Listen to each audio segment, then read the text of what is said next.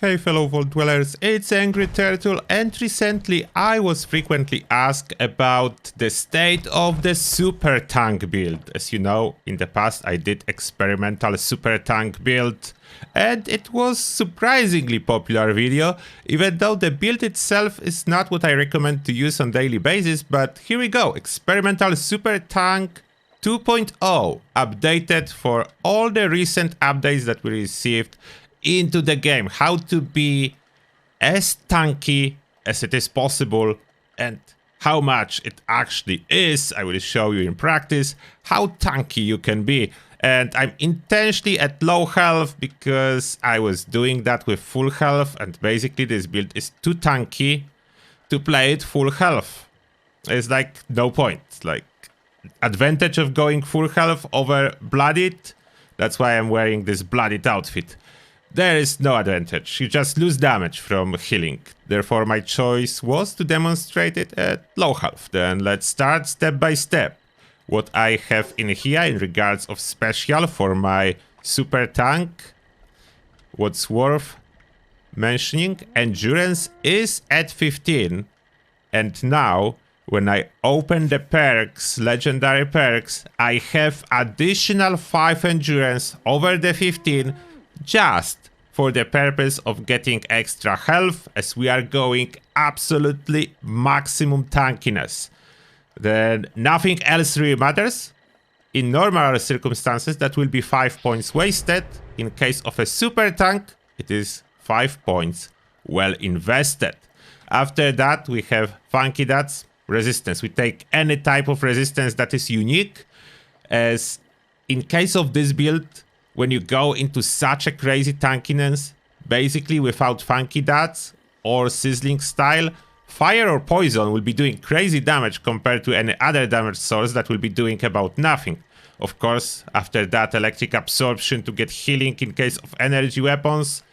This perk with super tanky build totally neglect all energy weapons, including energy attacks from Imposter. They will just heal you. They will no longer do any damage, and we have taken one for the team to increase our damage, as with current state of the game, playing on the team is the most tanky approach because of mutations. I will discuss it when I will go into the mutations. Now let's go over the perks. The important ones. There is plenty of carry weight, that just circumstance of my character carrying too much stuff. I will discuss the perks that are related to the tankiness only.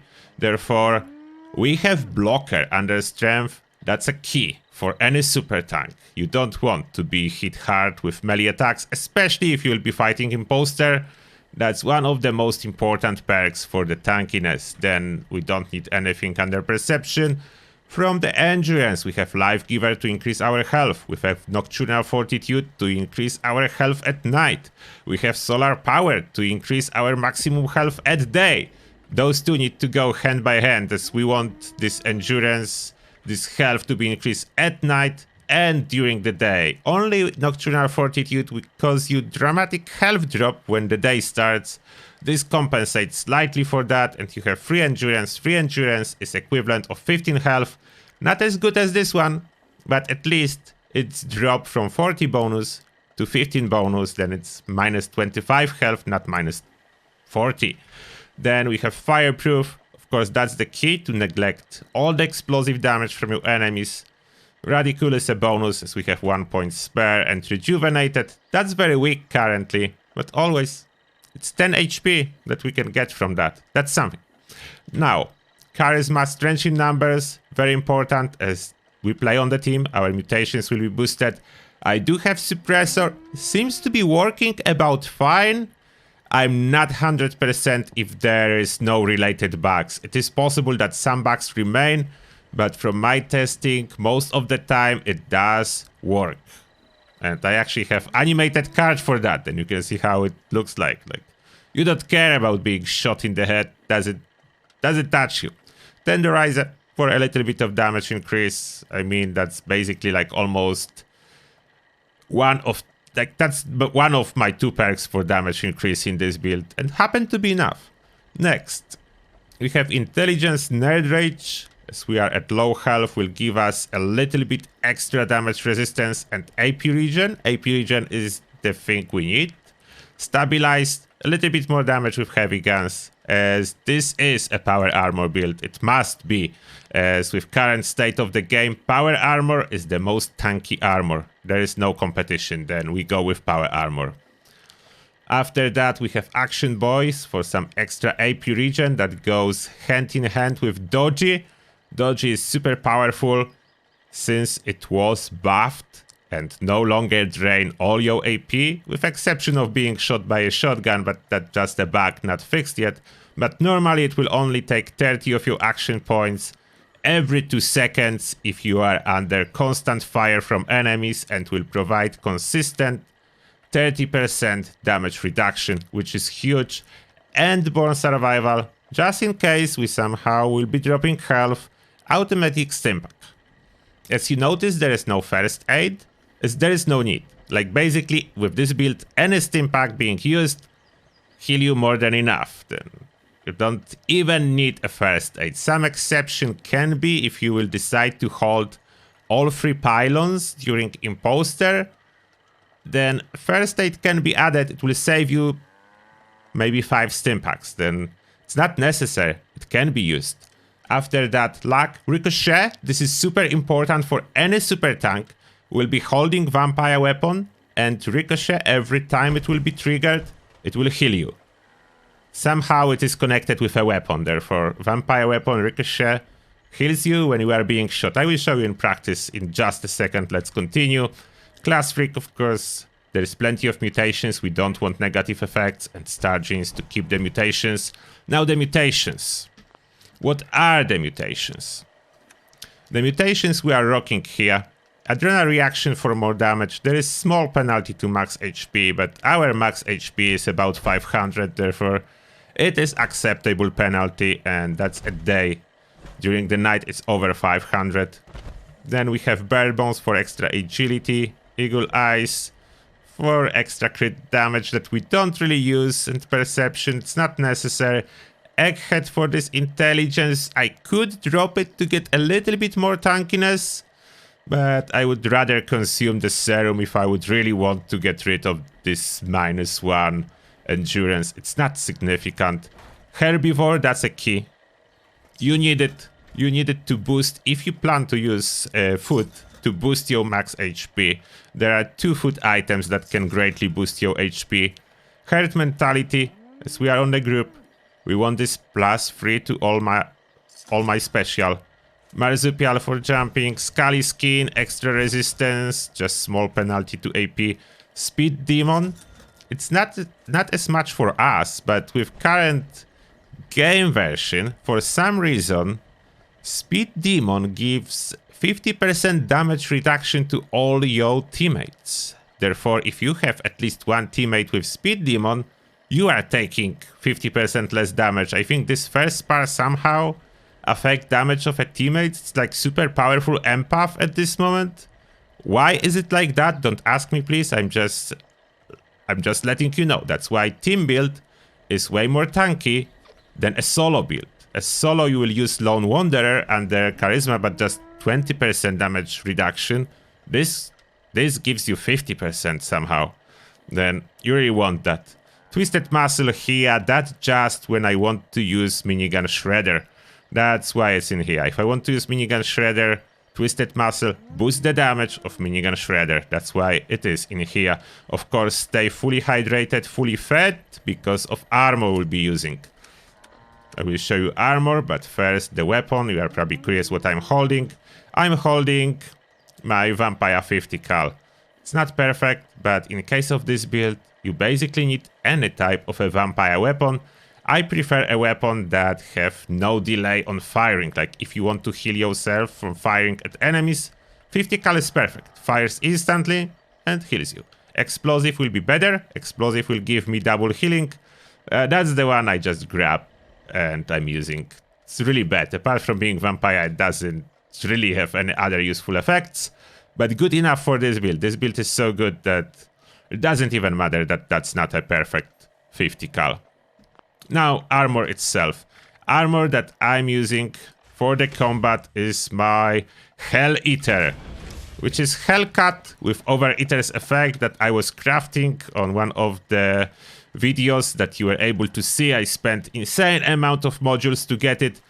And what it has, all pieces are Overeaters, the other effects are mixed, as I was basically focusing on Overeaters.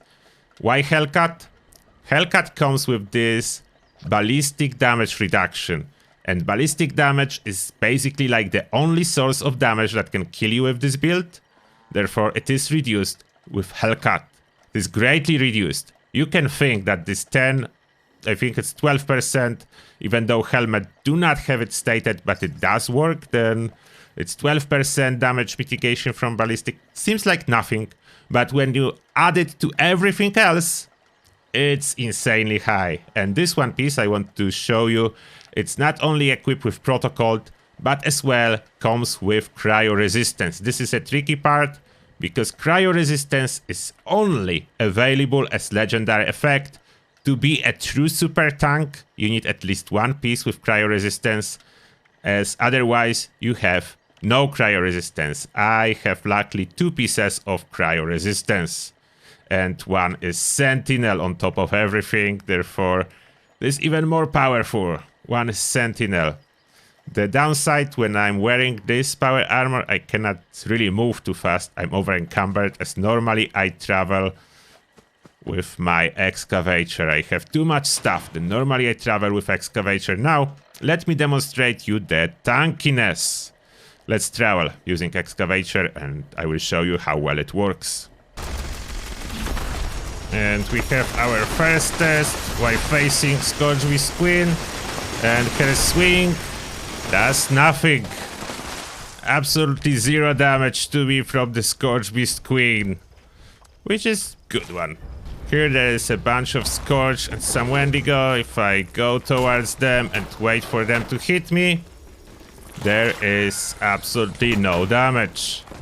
I think the slow damage from radiation does more than actually the horde of those enemies. So you can see my health is not dropping. If I open my stat page, my health is 92 and not moving. Now let's test on most powerful from regular enemies in Fallout 76. Mirelurk Kings and Mirelurk Queen. We just need to wake up the Queen.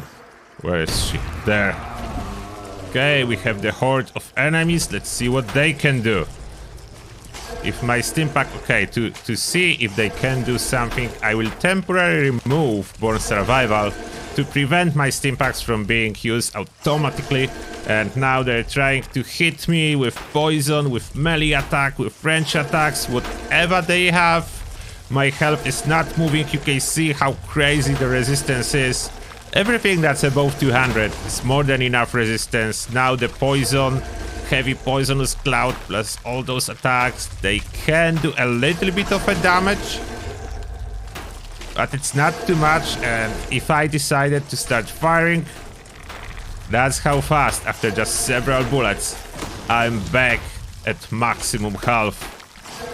It doesn't take much to fully heal. If I want to use the minigun shredder, I can heal even faster. Like basically then they cannot out damage my healing if I use any type of vampire weapon at all. I don't even need to use a Stimpack. The poison and all those attacks, I'm basically surrounded. All the most powerful attacks that are available in the game cannot do much.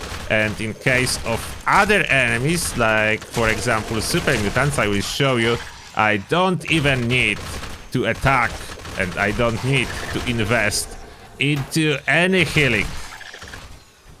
Okay, let me show you on the super mutants. Now we do have a bunch of super mutants awaiting my arrival, and I will try to take a position when all of them will be able to hit me. Maybe let's stand on top of that. Now I'm under heavy fire. I don't need any healing. They heal me while shooting at me.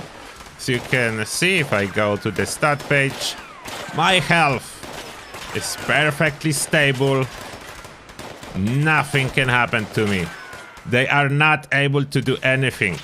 If you'd like see the resistance versus elemental damage, luckily just around here we have 3 floaters.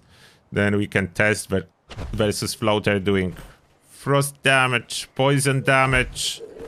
Let's wake them up. The fire damage one. Where is the fire damage one? Okay, they awaken and they cannot do anything either. So you can see they do trigger ricochet. Therefore I'm healing wherever I'm being hit. Net damage 0.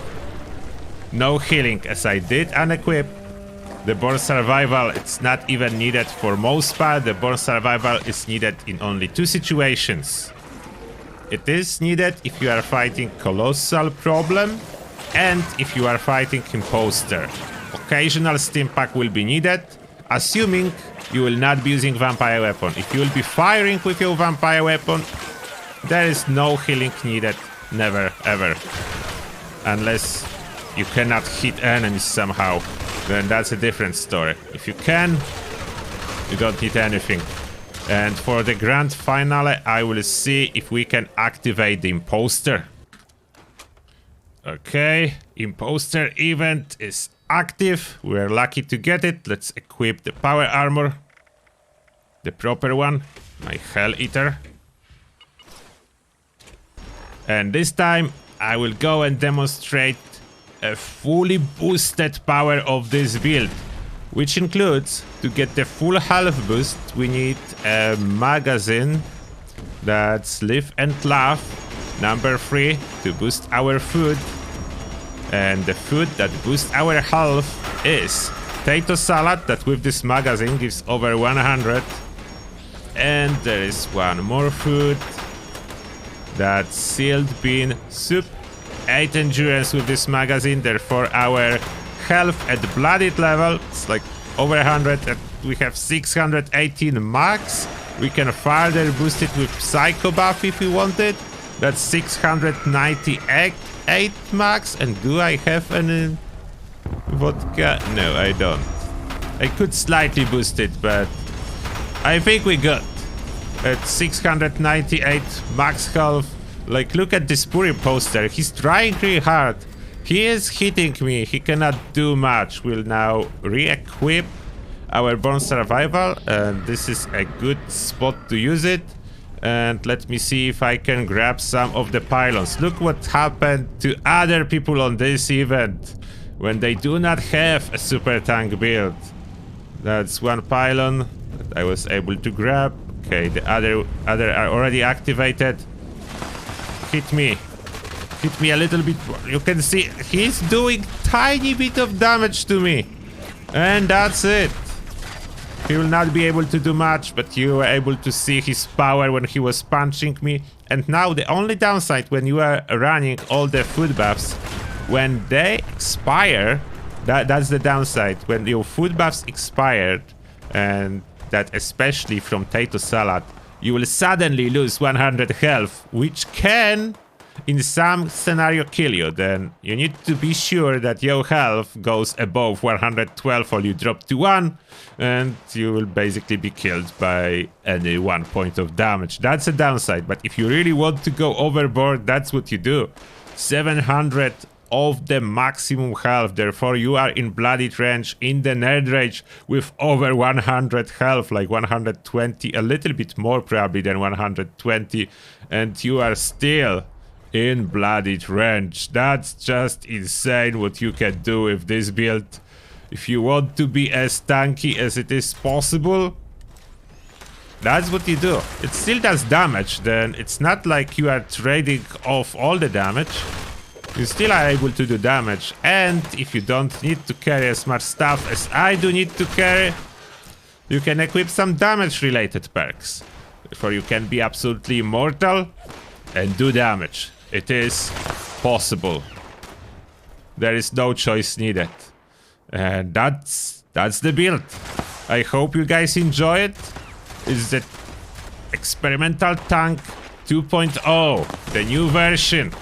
The new version, taking into consideration the fact that empath is not currently recommended if you want to be super tanky, it does still benefit your teammates. Therefore, if you are more like a support build, or if you are tanky like I'm here, I could add empath and still be about as tanky as I am and benefit my teammates. I will be taking slightly more damage. Maybe instead of 1 point of damage from strong attack, I would take 2 or 1.5, something like that.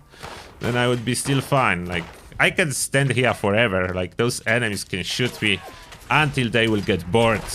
There is nothing that can kill this build. Like, it's basically impossible. Unless you are totally AFK and some melee attacking enemy will slowly punch you until you run out of stims. That would take probably like 2 hours or so. If you have like 100 stims, then that's way too long. Okay, that's everything about this build. I hope you guys enjoyed. Let me know what you think. Do you want to try to be a super tank? It is expensive to get Overeater's armor, I know that. And that being said, thank you lots for watching, and see you all in the next one.